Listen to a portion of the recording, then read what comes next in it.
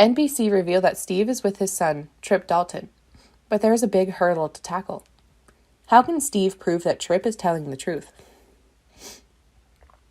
Tripp insists he never slept with Allie Horton and couldn't be the father of her child.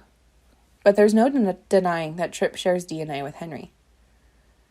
Days of Our Lives laid the foundation for the rapist to actually be a relative of Tripp, but that might not be the right angle for Steve to work with. NBC says Steve doesn't have any potential customers at this point. All Steve knows is that many DNA tests made Tripp seem guilty, but Tripp still insists he's innocent. However, Steve is a private investigator who has previously filed a case. The sensible thing to do is take a flight to London and do some digging. Maybe Steve should review Tripp and Allie's moves that night. It wouldn't hurt to visit the London club along with Allie's old apartment building. Maybe someone saw or heard something suspicious. After all, someone must attack Allie after Tripp left. There's no other option if Tripp is innocent, and Days' writers have made it clear he is. That night, Allie gets pregnant by someone, so Steve has to find out who that person is.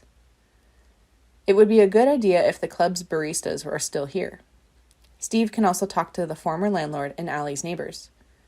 Any information can be helpful as Steve works to solve the mystery. In the past, Steve was never the type to sit around and do nothing. If there is information to look elsewhere, Steve always starts on the task of finding it.